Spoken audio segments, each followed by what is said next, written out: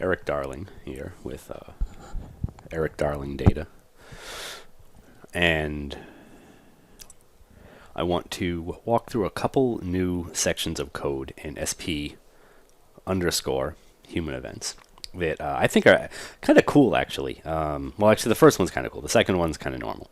Um, whatever. The first one is so I think in the one of the last videos I recorded, I talked about how I was logging things to tables and how it was just the raw data. And so now, and how I wanted to create views on top of that raw data to make it a little bit more presentable. And I went and did that because for some reason I have a lot of free time lately. I can't quite figure out what's going on. And, it's not a lot of stuff to do. So, like, I don't know, I just been home a lot. And so I don't know, it's kind of working on this stuff. Anyway, so let's talk about creating views. Now, this section of code exists in the logging to tables section only. This section does not exist if you are just creating a quick session and spinning it up. The goal of these views is to give you data in a similar that looks similar to what you get when you run the store procedure, just to grab a sample of stuff. So this is just to kind of help format things a little bit. So this section of code will kick in if we go to create any tables and we find that there is a table created that does not have a view created for it. And this is handled a little bit earlier in the code, and it's not really interesting up there, so I'm just going to stick to this part.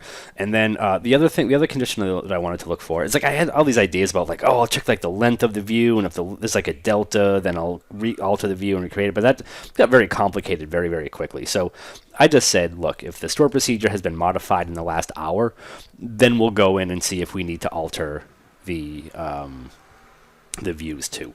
So if either of these conditions is true, then we will bang on into this loop, and we'll populate a temp table. Well, if the temp table doesn't exist, we'll go populate the temp table with some stuff that we need. And now this is the section of code that I'm a little bit worried about, because this seems like too clever to work reliably. I mean, I'm guessing it'll be okay, but if you're on like really old versions of SQL, so I don't know if this is going to pan out.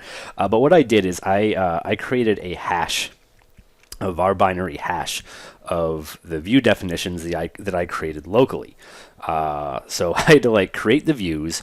I had to write a query to get the view definition from the base tables, hash that, and then I actually had to replace the table names inside of the views that I wrote with a token that I could find and replace easily when I go to create them, or when you go to create them on your server.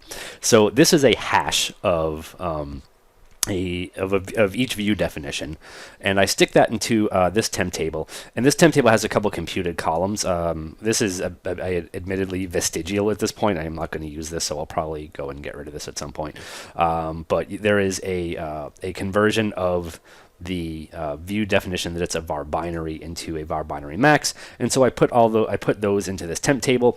And the reason that I'm doing this is because there are, if I remember, 13 separate views that I create so that you can look at your data in different ways, and we'll look at those in the next video.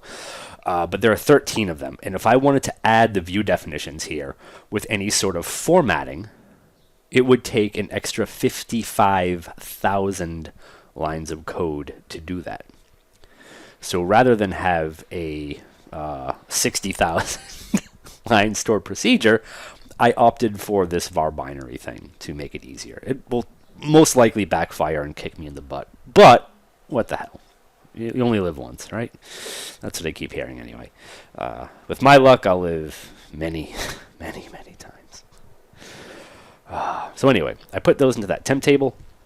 And then I have to do a little bit of hoop jumping to get the output and database and schema name that we want for the views. Right now, I don't separate things. Whatever table you are logging to is where the views get created. Anything else is too much. Just live with it. Like, if you need something different, you can code it yourself. That's bonkers. But then I need to line up some elements from the worker table over there, which I do with a couple sort of hacky updates, and then we will go in and this view tracker thing. So when I said that if the store procedure has been modified within the last hour, we'll go in and check and see if we go in and recreate the views just in case they're new. So we'll only do that once though. So we're not going to do that every single time this runs for an hour. I have this variable here where, much like with the deletion code, this will get set to something and then rerun. So it's fine. So if so we set this is a null, this is null or 0, then we'll go in and we will set up some variables here.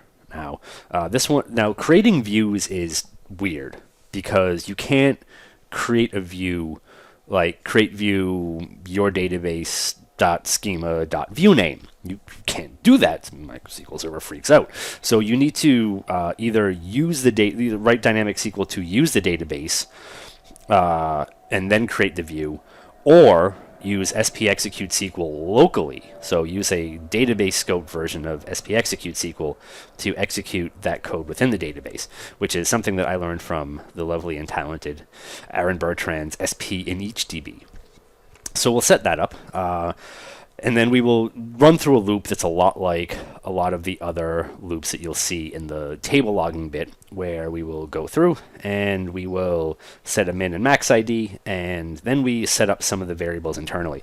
Now we need to get the view name, we need an object name to check, the database we want to output to, and then of course this thing called view SQL. And there are a couple replaces here on the view converted column that I talked about earlier. One is to take the token that I inserted into the view definition, replace me, and I replace that token with the schema and the dot and the table name that we want to put things in.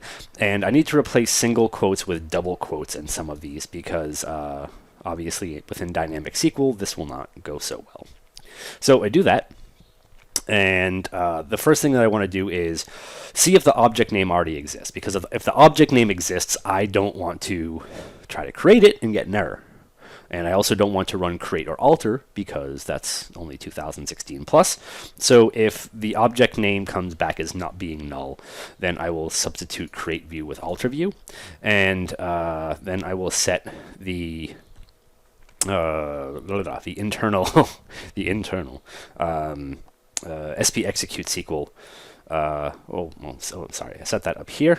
Set that, so I set that equal to the view database and SP execute SQL, and then there's some debug strings here because this can get pretty long, and then I execute SP execute SQL dynamically with the view SQL definition. And I'll show you exactly what this does in the next video. But this is just the sort of the code review. And then we kind of run through that loop over and over again. I have to reset SP execute SQL back here. And then I update the human events worker table to tell it that the view has been created. We don't need to go through and run through that again. And then I also set this view tracker equal to 1. So just in case that modification thing gets tripped, we don't continually try to alter views for the next hour. That doesn't sound like very much fun at all. Anyway, the next thing that we need to look at, so this is the table inserts. I already covered this in another video, so let's scroll down a little bit. This is the cleanup code. So the cleanup code is similar to the data retention code, sort of, in that we have a little bit of dynamic SQL here. The first one looks for event sessions on the server. So the first thing we clean up is event sessions. These are not database scopes, so this is pretty simple to do. The next thing that we do is look for tables. And this was a little bit more complicated because I made it complicated because I'm lazy, which I know sounds weird, but I promise this could have been way more complicated. So I only made it sort of complicated because I'm lazy. If I was really lazy, I could have made it much more complicated. Trust me on that. But this will use some dynamic SQL to get a dynamic comma delimited list of table names. and then it will, or rather, yeah, so yeah, comment over the list of table names. So then we just drop all those tables out from here, and we'll do the same thing for views, where we will use a dynamically created list of views here, and then we will drop out all those, and that's about it. So I don't know. It's kind of interesting, right? Sort of interesting, maybe a little bit, sort of, kind of. All right, whatever. Look, I don't need your crap, pal. Anyway, I'm going to finish up this one, and then I'm going to show you some example calls in the next video, and sort of what this code turns into. So thank you for watching, and I will see you over in the next video.